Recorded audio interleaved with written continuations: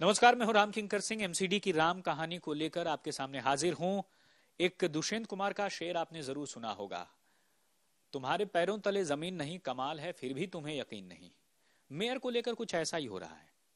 अब जरा देखिए कि एमसीडी को ऑटोनॉमस बॉडी कहा जाता है, यानी वो बॉडी जो अपने नीति निर्धारक फैसले खुद ले सकता है। सदन का जो सर्वे सर्वा मुखिया होता है वो मेयर होता है, लेकिन मेयर को कोई सैलरी नहीं मिलती है, वो सिर्फ पीठासीन अधिकारी होता है, वह सदन की अध्यक्षता करता है। अब खास बात यही है कि अगर पीठासीन अधिकारी ने, सत्या शर्मा ने, यह सभी इलेक्शन यानी मेयर, उप महापौर और स्टैंडिंग कमेटी का चुनाव एक साथ करा दिया, तो मेयर से पीठासीन अधिकारी होने का जो राइट था वो भी छिन जाएगा। क्योंकि इससे पहले होता था ऐसा, 2023 में पीठासीन अधिकारी सत्या शर्मा के इस फैसले से पहले यही होता था कि सिर्फ पीठासीन अधिकारी मेयर का चुनाव कराता था, मेयर, उप महापौर और स्टैंडिंग कमेटी के 6 सदस्यों का चुनाव कराता था। लेकिन इस बार पूरे फैसले को पलट दिया। अब देखिए, निगम ऑटोनॉमस बॉडी है, बावजूद इसके कोई फैसला नहीं ले सकता। दिल्ली सरकार और जो केंद्र है वह लगातार इसके ऊपर बैठे हुए हैं। यानी केंद्र का जो अधिकारी है वो सब कुछ तय करता है। दिल्ली सरकार जो सैलरी है निगम के कर्मचारियों को दिल्ली सरकार के थ्रू ही मिलती है। तो किस तरह से ऑटोनॉमस हुआ, यह सवाल है। और इसीलिए मैं कह रहा हूं कि पैरों तले जमीन नहीं है और कमाल है मेयर को यकीन भी नहीं है। और मेयर, देखिए खास बात यही है कि जो अधिकारी आता है उसका ट्रांसफर पोस्टिंग का काम दिल्ली नगर निगम में जो डेपुटेशन पर अधिकारी आता है वो केंद्र करता है, और बहुत सारे फैसलों में दिल्ली सरकार दखल देती है। तो किस तरह का ऑटोनॉमस हुआ। और दूसरी सबसे खास बात ये कि जब दोनों पार्टियां, आम आदमी पार्टी और बीजेपी, एक दूसरे पर हंगामे का इल्जाम लगा रही हैं, मेयर न चुनवा पाने का इल्जाम लगा रही हैं, दोनों ये चाहती हैं कि दिल्ली को उसका मेयर बहुत से जल्द मिलना चाहिए, और दोनों एक दूसरे के खिलाफ सड़क पर उतर रही हैं। एक राजनीतिक मैसेज दोनों पार्टियां अपने अपने आइडियोलॉजी से रिलेटेड लोगों को दे रही हैं। लेकिन ऐसा क्यों नहीं हो रहा है कि एक ऑल पार्टी मीट बुलाया जाता, यानी कि सभी लोग मिल करके एक साथ एक मंच पर आते और साफ यह सोचते कि 2 महीने से ज्यादा हो गया है, दिल्ली को उसके मेयर का जो नाम है वो नहीं पता है, लिहाजा ये होना चाहिए, मिलना चाहिए, बावजूद इसके नहीं मिल पा रहा है।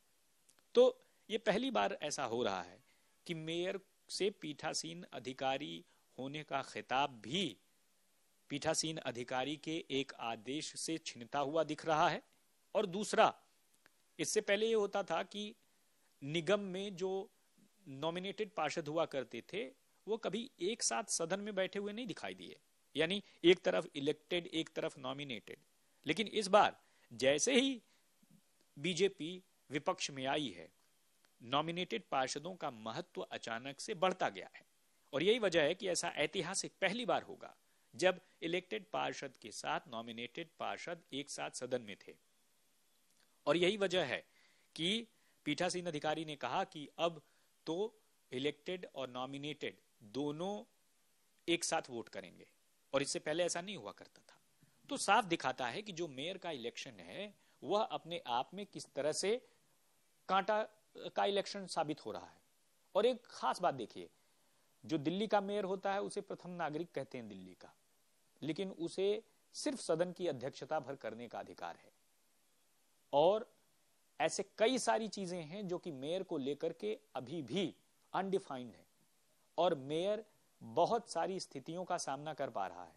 यही वजह है कि शायद दिल्ली नगर निगम उस तरह का काम नहीं कर पा रहा है जिस तरह के काम के लिए उसे बनाया गया था। 1957 में दिल्ली नगर निगम का गठन किया गया मुंबई नगर निगम की तर्ज पर, और इसलिए गठन किया गया कि दरअसल चूंकि जनता के काफी करीब होता है दिल्ली का नगर निगम या नगर निगम, तो ऐसे में पूरी दिल्ली को 250 वार्ड में बांट करके बाकायदा जो है नगर निगम की स्थापना की गई। लेकिन 1957 से लेकर के आज तक आपने देखा कि दिल्ली नगर निगम वो काम नहीं कर पा रहा है जिसके जरिए बाकायदा उसको तय किया गया था। अब जरा देखिए कि 70 विधानसभा सीटों में 250 वार्ड तो एक बहुत बड़ा तबका है जो कि दिल्ली नगर निगम कवर करता है।